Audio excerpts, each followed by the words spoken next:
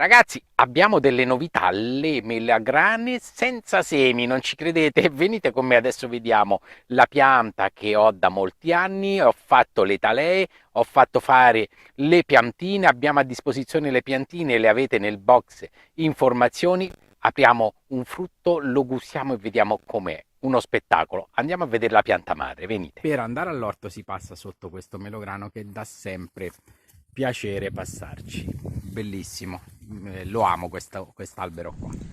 Il frutto, eccolo, belle dimensioni, colorazione a secondo dove prende il sole, questo bel rosso acceso, la parte in ombra chiaramente rimane un po' sul giallo, chiaramente non si pigmenta, non si colora.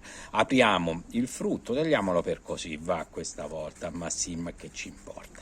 Un bel giro intorno.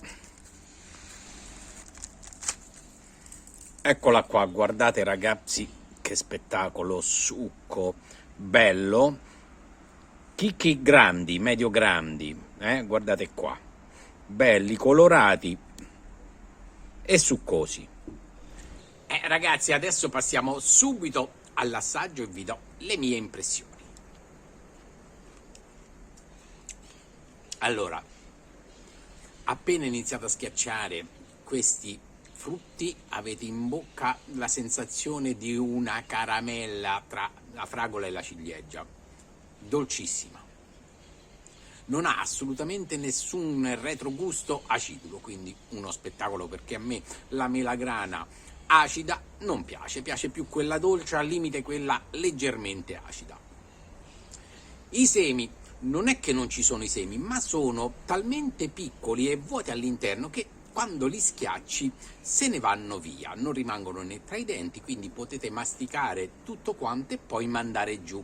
Non è come quelle melagrane che hanno i semi duri, che una volta succhiata la polpa bisogna sputare quel piccolo nocciolo e quindi è sempre fastidioso, perché di melagrane ce ne sono tre versioni, una con i semi molto duri e grandi, una che ha dei semi legnosi un po' più piccolini e questa che ha dei semi davvero scheletrici, vuoti all'interno, sembra quasi che non ci sono, ed ecco che posso consigliarvela vivamente. Avete visto belle pezzature, bei chicchi grandi, facili da sgranare, dolce, ha dei semi addirittura che dentro sembra che non ci siano, quindi potete masticare e mandar giù, succosa, un succo bello rosso. Che dirvi di più? Vi arriveranno piantine belle, sane, robuste nel suo vasetto. Adesso la mettiamo una a dimora, veloce veloce, vi faccio vedere in 4,48 come si trapianta e come si mette il palo e la prima potatura, ok? Fate una bella buca profonda, almeno 40 cm, larga 60-70, andate in profondità e poi smuovete il terreno in questo modo, togliete un po' di terra, ci mettete un po' di stallati. Potete utilizzare anche il Bionutric che ha il neem, il pungam e l'aglio e combattono gli insetti che vanno a pungere le radici, e poi è un ottimo fertilizzante. Utilizzatelo così: un bel pugno, anche un pugno e mezzo, sul fondo dello scavo, mettete poi sopra al concime un paio di centimetri di terra e poi sopra ci andate a mettere la pianta. Mi raccomando, non deve stare a contatto il concime con le radici della pianta. Quando l'apparato radicale della pianta, della vostra nuova pianta, è leggermente più alto del filo del terreno, ci siamo. A questo punto non facciamo altro che svasare la pianta, premete destra, sinistra e si allenta il pane radicale e mettete a dimora la vostra piantina e poi riaffiancate il terreno. Costipate bene il terreno anche con un piede, in questo modo qua, livellatelo con il terreno che vi sta intorno e adesso siamo pronti a fare l'operazione di eliminazione del tutore della piccola piantina, questa canna, e lo sostituiamo con un nuovo tutore bello robusto e pesante. La prima operazione da fare è quella di eliminare la canna di bambù dalle sue fascette o dai suoi legacci. La dovremo sostituire con due tutori, vi spiego poi perché due. Quindi tagliate un attimo i fili in questo modo qua, togliete il vecchio tutore. Io adesso utilizzo due tondini, scuso per l'aeroplano, due tondini in ferro e li posiziono in modo incrociato, ma potete anche utilizzare dei pali di legno, incrociato una a destra ed una a sinistra, in modo che quando io li inserisco non vado a toccare l'apparato radicale. Quindi adesso con un martello li faccio penetrare quei 30-40 cm e ho realizzato l'impalcato della mia piantina. Tenete da parte la piantina, battete il palo fino in fondo, posizionate l'altro uguale, toglietevi la piantina dai piedi,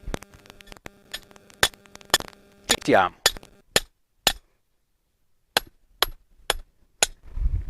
Ora legate la piantina in modo che lei sta bella dritta, sia in questo senso che nell'altro, ai due pali. Prima legate i due tutori con uno spago, semplicissimo da farsi,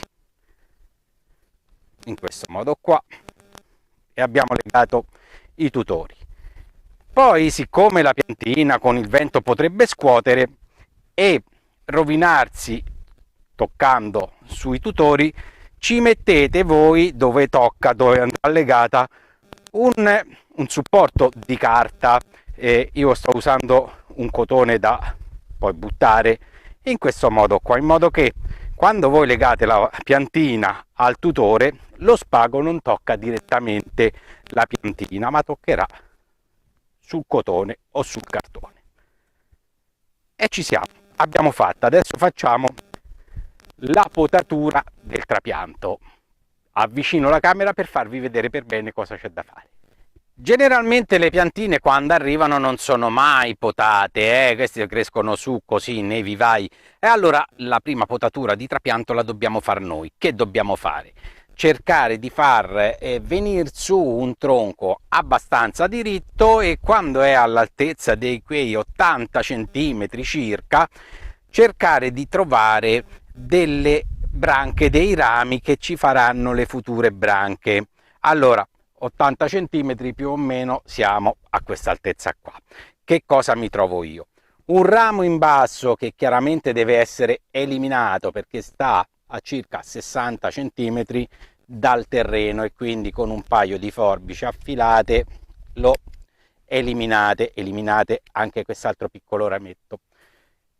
Questo qui è un punto che sta a circa 70 cm, qui inizia gli 80 cm. Che cosa ho? Ho due rametti. Se io adesso tagliassi qui può anche andare bene, ma mi si formano solamente due branche.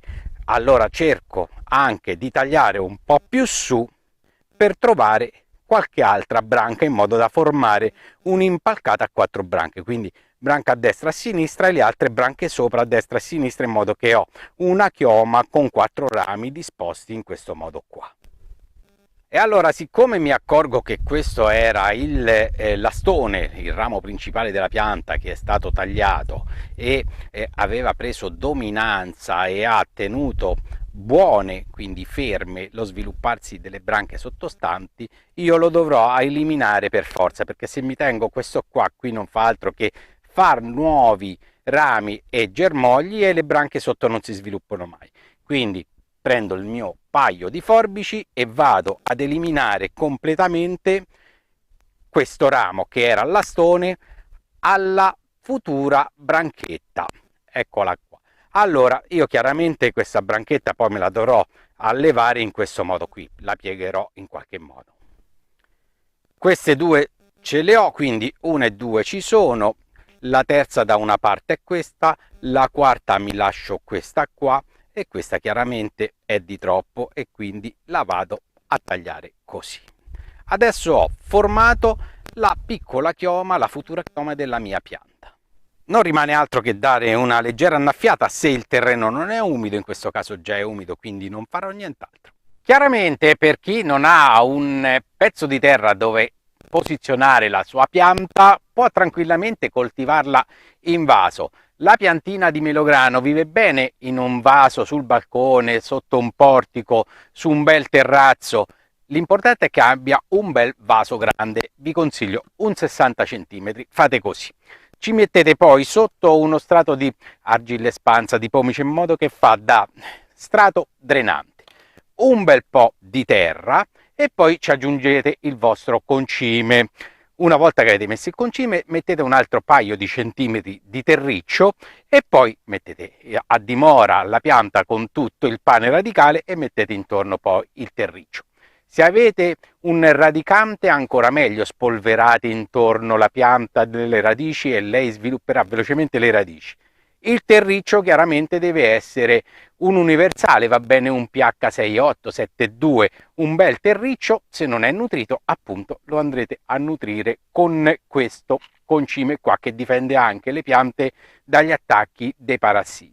Vedrete che la vostra piantina ben presto crescerà. Al secondo anno inizia a fare i piccoli frutti, però staccateli, non li lasciate sulla pianta, altrimenti il frutto cresce sì, ma la pianta non si sviluppa bene. Dal terzo anno in poi potete iniziare a raccogliere belle melegrane. All'inizio le farà un po' e poi ne farà sempre di più. Vedrete che anche in questo vaso la pianta, se la annaffiate correttamente e ogni tanto la nutrite e la difendete contro gli insetti, vi darà grandissime soddisfazioni. Vi saluto ragazzi, ci vediamo alla prossima, iscrivetevi se non l'avete già fatto, un abbraccio a tutti da Pier Giorgio, pollice in su, prodotti biologici. Ciao, alla prossima!